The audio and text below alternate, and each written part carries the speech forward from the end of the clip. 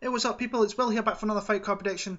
We're going to be breaking down UFC 186 from the Bell Centre in Montreal, Quebec, Canada, as Demetrious Mighty Mouse Johnson defends his UFC flyweight title against Kyoji Horiguchi.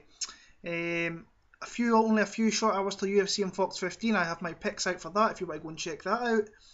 This is going to be taking place April 25th, next Saturday night. I feel really sorry actually for the Canadian MMA fans because they've been kind of thrown around pillar to post in this event. You've had decent fights on there. You had Robbie Lawler against Rory McDonald was supposed to be on there. Hector Lombard, Rory McDonald went, and then it had TJ Dillashaw, Henning Brow. Rampage Jackson was supposed to be on there. Abel Trujillo against John Makdessi. You know, they've just been kind of shat on, literally. The Canadian MMA fans don't like to see it. Hopefully they get that card in December, and hope it doesn't get taken away, because it kind of sucks, because they were a huge part of MMA years ago. They're rebuilding right now, so hopefully these guys get the respect they deserve. This card doesn't really do it for me. There is some fun fights I am looking forward to, but if paying for the money for a pay-per-view for this is just, I couldn't do it. But we're going to get into this card.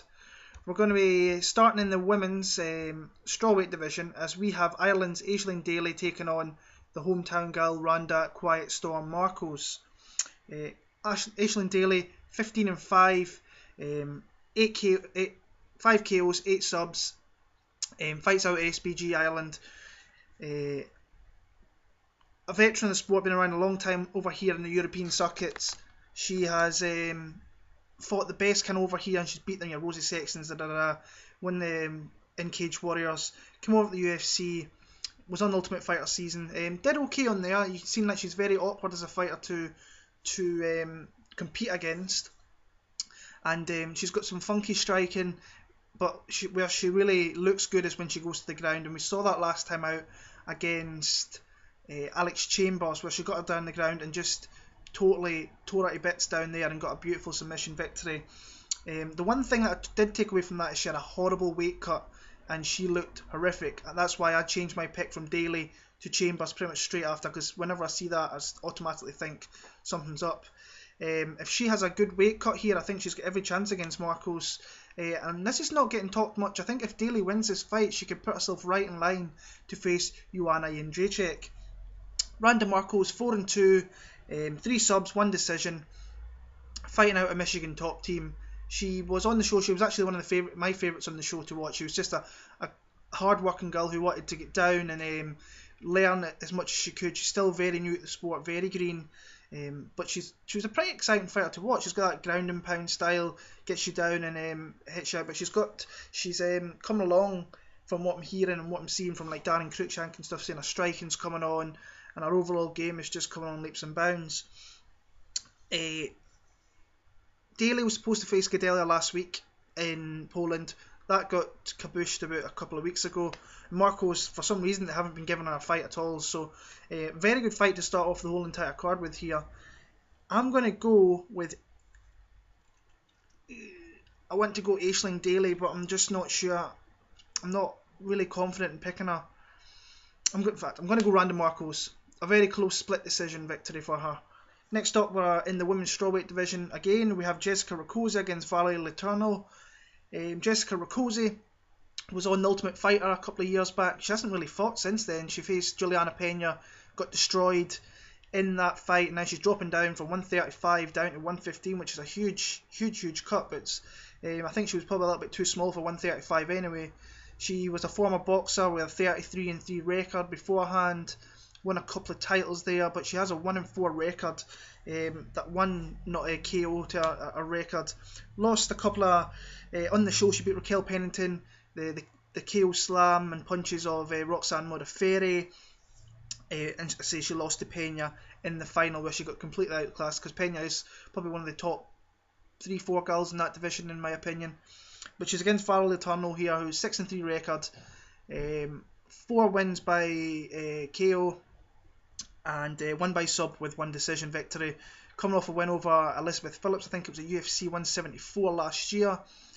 I like Letourneau in this fight. I think she is she's just a more veteran of the MMA scene. She lost a very close split decision to Alexis Davis in the day, Claudia Gadelha this time about 3 years ago. So she is fairly decent, and she has some good striking skills. She'll not want to stay in the feet with Rackozy, because she will have the superior advantage on there. But if she can get this down to the ground, I fully expect her to win. So I'm going to go Valerie Letourneau by second round TKO.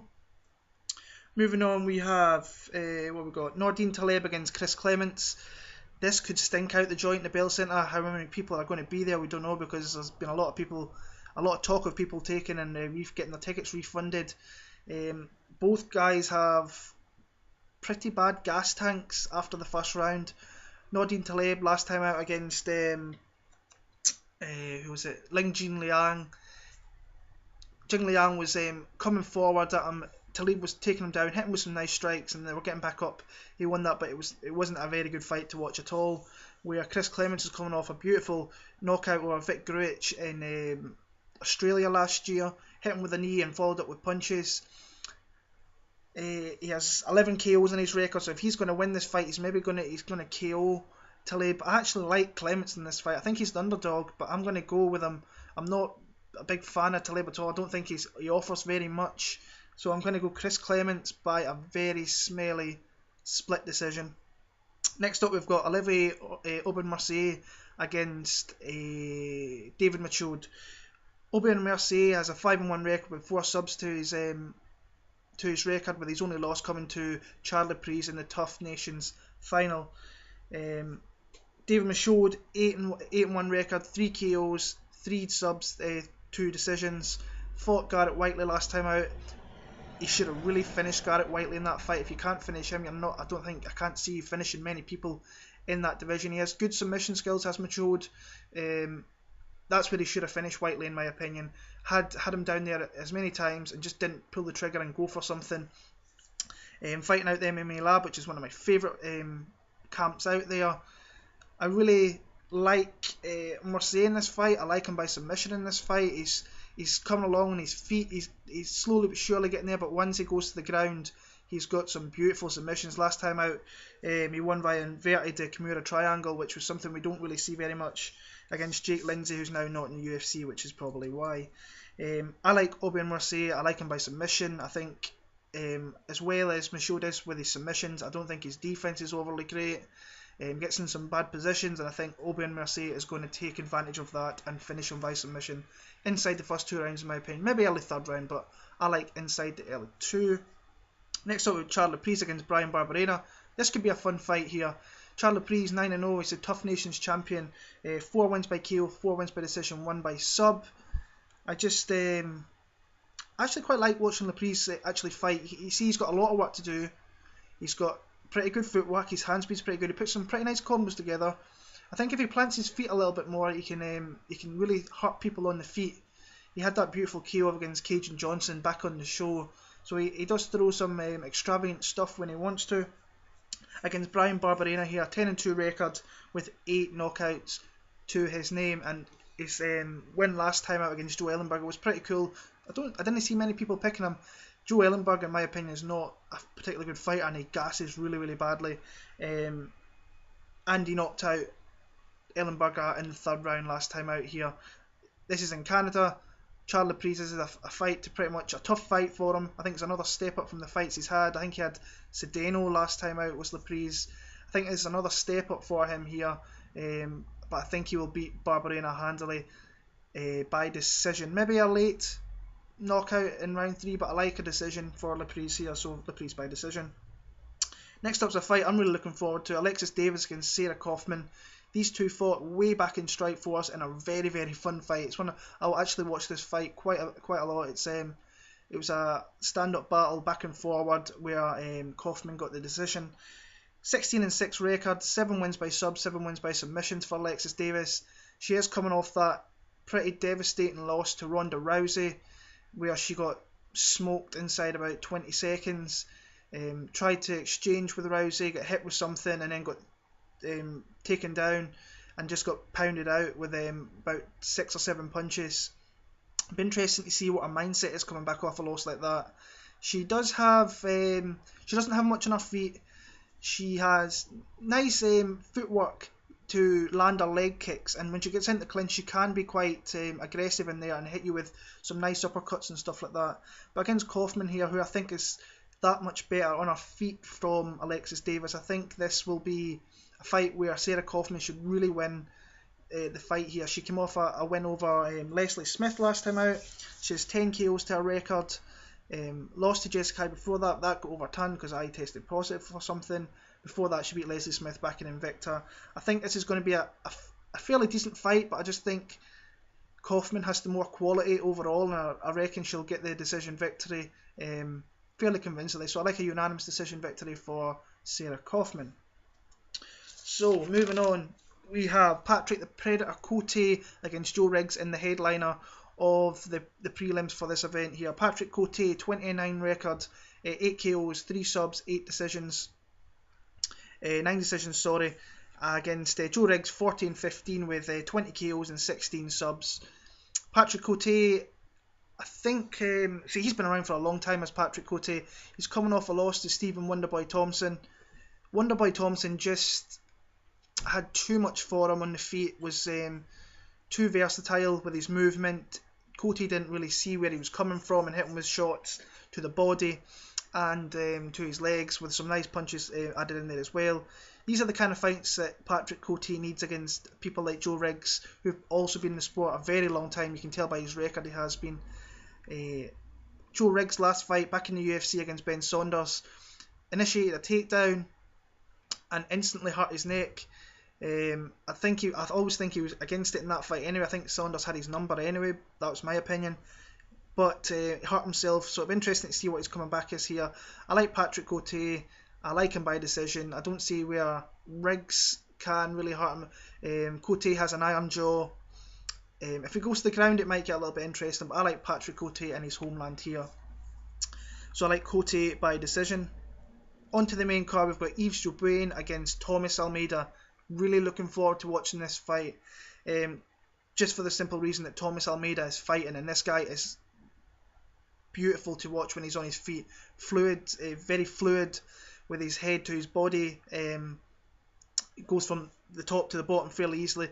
Hits with some huge power shots to the body. He's very versatile when it goes down there. 17-0 record, 13 knockouts, coming off a win over Tim Gorman last time out where he totally outstruck him. He did get taken down a couple of times by Gorman. He got back to his feet, but this is where Yves Jabouin, he was coming off a very nice win over Mike Easton, where he took Mike Easton down 5 times. Now I would think when you look at that fight, Mike Easton was probably the better wrestler, but not in that night. I did think Mike Easton was a little bit in the decline, so Jabouin got Easton fairly at the right time. 29 record. I just don't think this is a good fight for Jabouin. I think Thomas Almeida's going to catch him with something. He has been knocked out in the past. Brad Pickett, I think, caught him with a beautiful shot. So I'm going to go Thomas Almeida by knockout in the second. John Makdessi against Shane Campbell here at a catchweight at 160. John Makdessi, we haven't seen him since I think UFC 169, which was a long time ago. 12-3 record, 8 KOs with 4 decisions. His last victory came over Henny Forts with a first round knockout. I think this guy would be pretty good for a counter move pick if you're playing counter move. Very good in his feet, likes to spin and throw stuff. I think he's got a Taekwondo background if I remember right. Has that beautiful KO of Kyle Edwards, I think, back in the day. Kyle Watson, that's who it was. Back in the day with a beautiful spinning back fist and caught him with that. Shane Campbell, who we last seen in February in the World Series of Fighting with the beautiful Hadouken kick to the body followed up by punches against Boyle in that one. Won his last 3 by knockout, but he is moving into a different type of opponent here. I like Makdessi.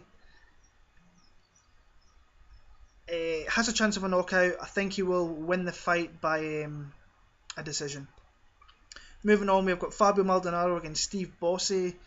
Steve Bosse, 10-1 record, 8 KOs, 1 sub, 1 decision. Was actually retired. I think he was a hockey player. Came into fighting, then he's retired. He hasn't fought in nearly 2 years, and now this was supposed to be Quentin Rampage Jackson against Fabio Maldonado here. He has wins over Houston Alexander, Marvin Eastman, some former UFC veterans. He's very aggressive. He'll want to stand on his feet here, which will play into Maldonado's hands, who is a very decent technical boxer with some nice uppercuts, but the only thing he does is he walks forward to you and he takes shots on the chin, keeps coming forward. He's got 13 knockouts to his 22 wins in his career. I think in the first round, Steve Bosse has a chance to knock this guy out. I think he'll be a big underdog, but I think he has a chance in that first round. If he doesn't get him in the first round, I can see Maldonado's load of strikes taking him out.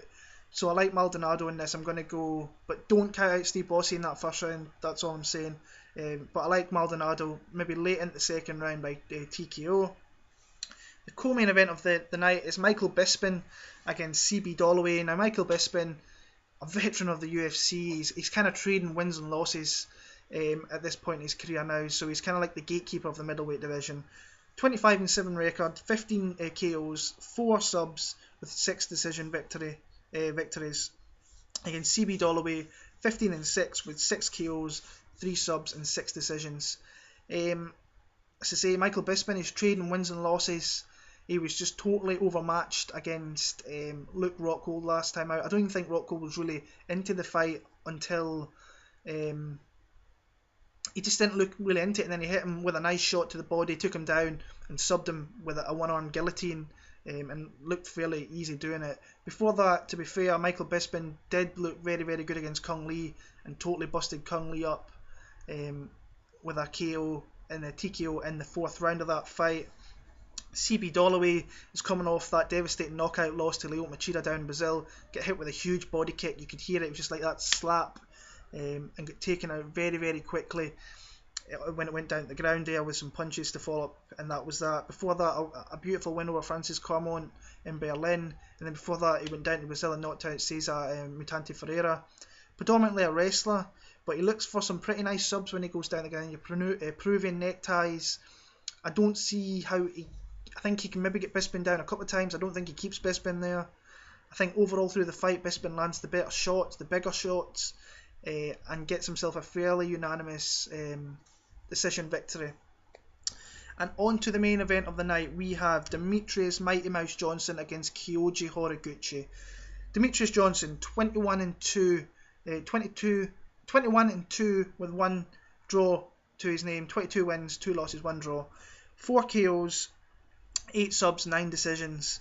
Kyoji Horiguchi, 15-1 with 9 KOs, 1 sub and 5 decisions. Now this is the fight that really it shouldn't be happening right now, but Demetrious Johnson's pretty much emptied out that division. Maybe Cejudo will be coming in the near future. Really great. The thing is with Demetrious Johnson, he's just so well rounded everywhere. The quickest fight on the UFC, probably apart from John Dodson. Good striking. He has knockout power. We've seen that against Joseph Benavidez. Also has a great striking defense. Has like 70% striking defense against his other fighters there. So that's pretty good. Averages about 4.5 takedowns a fight. And he kind of goes one way or the other. He either takes you down. He totally outstruck Ali Bagatinov. And then knocked out Joseph Benavidez before that. Last time against Chris Carriasso. Chris Carriasso basically shot the bed and beat Carriasso by Kimura in the second round, I think it was there. I really think that he is one of the best pound for pound fighters in the world. He's right up there in my opinion. He will never get the respect he deserves because he's a lower weight class guy and he's fighting people that he shouldn't be fighting Horiguchi. It's plain and simple. I just hope the UFC putting him in main events of cards is just not going to sell tickets. I'm afraid to say. A co-main event, I think he's absolutely perfect. But say in this fight against Kyoji Horiguchi, who has looked decent since coming to UFC, wins over Dustin Paige, Daryl Montague, John De Los Rios and Luis Gaudino, but that's not fights to get you a title fight, let's be honest here. Has good striking, heavy striking when he wants to. I just don't think he's got anything for Demetrious Johnson here. I think Demetrious Johnson's going to hit him with some power shots eventually and take him down. So I like Demetrious Johnson by a TKO victory in the 3rd round. So that is my picks for UFC 186. I'll be back in a couple of weeks for UFC Fight Night in Adelaide, where Mark Hunt and Stipe Miocic are fighting. Come follow me on Twitter, Big Bilber 7, not Big Bilber 7 MMA, Will Martin 7 MMA. You can find me there. Always talking MMA. And let me hear your comments down in the bottom here. Let's see your picks. That's what the channel's all about, to converse with fellow fans. So I'll be back in a couple of weeks. Enjoy the event when it comes round, and take care.